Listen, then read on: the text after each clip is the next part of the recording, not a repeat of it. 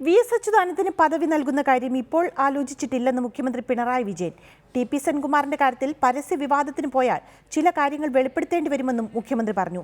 അതേസമയം മുല്ലപ്പെരിയാർ വിഷയത്തിൽ സർവകക്ഷി യോഗം വിളിക്കണമെന്ന പ്രതിപക്ഷത്തിന്റെ ആവശ്യം മുഖ്യമന്ത്രി തള്ളി. സംസ്ഥാനത്തെ നിലവിലെ സാമ്പത്തിക സ്ഥിതിയെക്കുറിച്ച് പറഞ്ഞായിരുന്നു തിരുവനന്തപുരം പ്രസ് ക്ലബ്ബ് സംഘടിപ്പിച്ച മീറ്റ് ദ പ്രസ് പരിപാടി മുഖ്യമന്ത്രി ആരംഭിച്ചത്.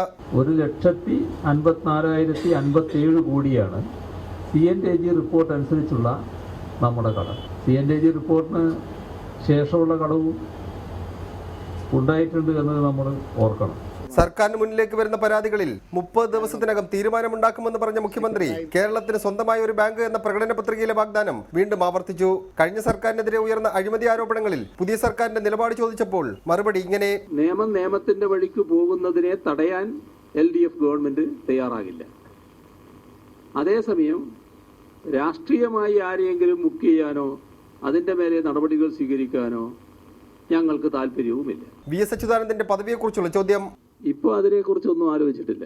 സംസ്ഥാന പോലീസ് മേധാവി സ്ഥാനത്ത് നിന്ന് മാറ്റിയതിൽ ടി.പി. സെൻകുമാറിന് അതൃപ്തിയുണ്ടല്ലോ എന്ന ചോദ്യത്തിന് മുഖ്യമന്ത്രിയുടെ മറുപടി ഇങ്ങനെയായിരുന്നു: അതിനെപ്പറ്റി ഒരു പരസ്യ വിവാദത്തിലേക്ക് പോകേണ്ടതില്ലല്ലോ. ഞാനിപ്പോൾ അതിലേക്ക് അങ്ങനെ പോകുന്നില്ല.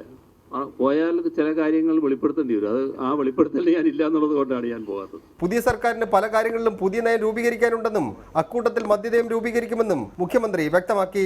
റിപ്പോർട്ടർ, തിരുവനന്തപുരം.